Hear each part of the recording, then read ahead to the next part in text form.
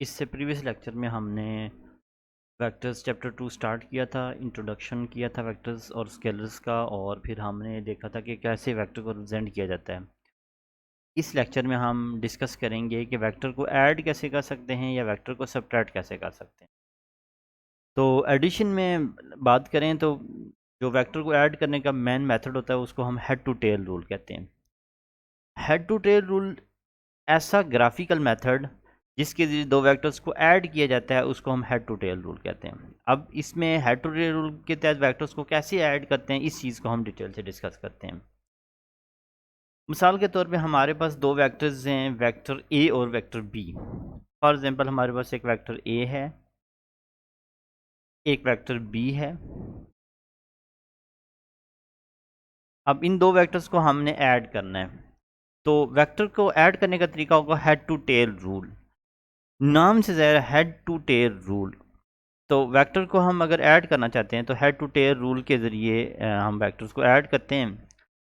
तो इसके तहत ये कुछ स्टेप्स लिखे हुए हैं। Draw the representative lines of vectors A and B. पहला स्टेप ये है कि आपने वेक्टर ए और बी की रिप्रेजेंटेटिव लाइन से मुराद होता है हम सिंपल वेक्टर्स ड्रॉ करने हैं। आपने वेक्टर ए और बी हमने इस तरह लिख लिए, ड्रॉ किए।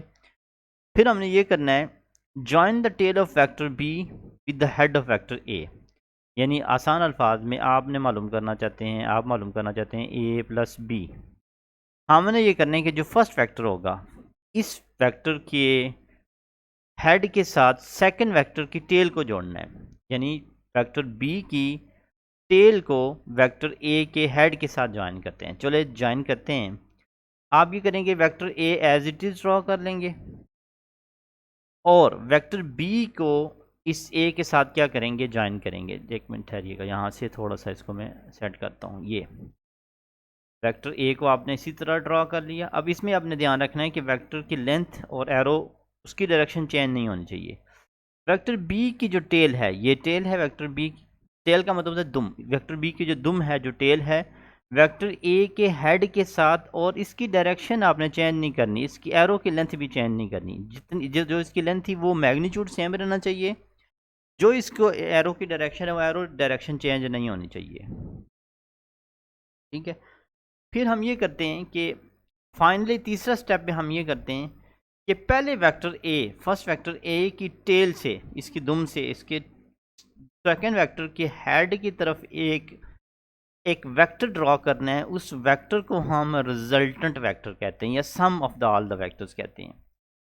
ये हमने ड्रॉ कर दिया, इसको हम सम कह सकते हैं। R is equal to A plus B. दोबारा मैं बताता हूँ, वेक्टर ए को एज इट इज ड्रॉ करेंगे, तो बी की टेल को ए के साथ आपने क्या करना है, ज्वाइन करना है। और ज्वाइन करने के बाद फिर हमने पहले वेक्टर ए से लास्ट वेक्टर तक के हेड तक एक एरो ड्रॉ करेंगे जिसे हम रिजल्टेंट वेक्टर कहेंगे।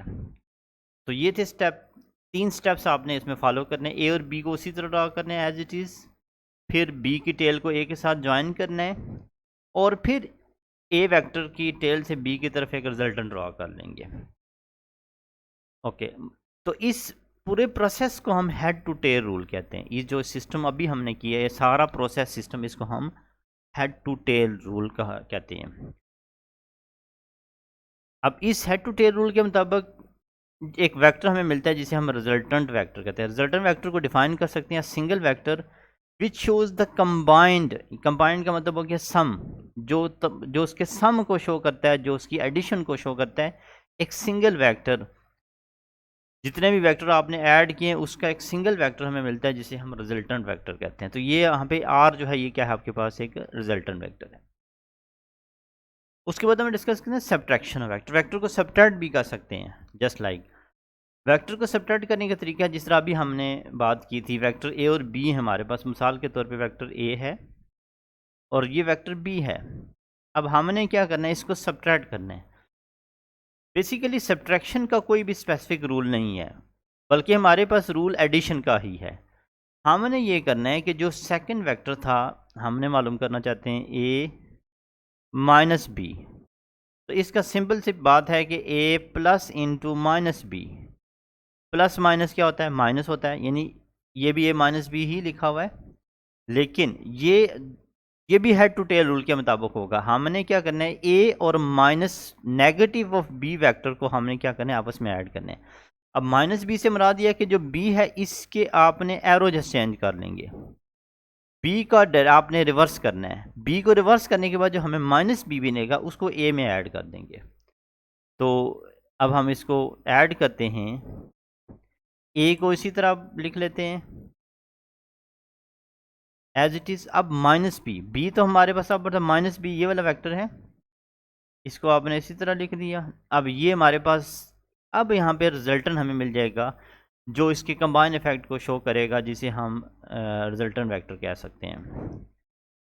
तो यहाँ पे ये हमारे पास क्या बनेगा, रिजल्टेंट वेक्टर। तो पहले वेक्टर से आखिरी वेक्टर की हेड की तरफ एक एरो ड्रा करना है जिसे हम रिजल्टेंट वेक्टर आर कहेंगे, जो कि होगा A minus B, plus minus minus कह सकते हैं हम, ए माइनस बी। तो ये था सब्ट्रैक्शन। तो सब्ट्रैक्शन भी simple head to tail rule से होती है, हेड टू टेल रूल से होती है, लेकिन डिफरेंस ये है कि आपने प्लस बी जो सेकंड वेक्टर है इसको आपने ए में से क्या करना है, माइनस करना है। ओके, फाइनली हम ये बात डिस्कस करते हैं यहाँ पे कि हम ज़रूरी नहीं है कि सिर्फ दो वेक्टर्स को ऐड कर सकते हैं, हम n नंबर ऑफ वेक्टर्स को ऐड कर सकते हैं। Number of vectors can be added to head to tail rule.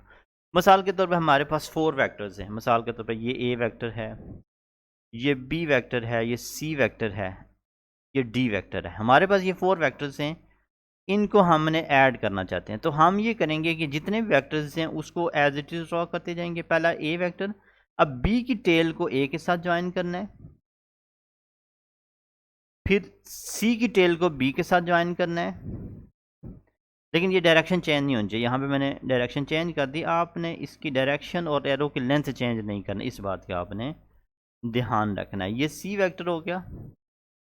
फिर हमने यहाँ पे क्या कर दिया, ये एज इट इज़ हमने क्या कर दिया, डी वेक्टर को ड्रॉ कर दिया।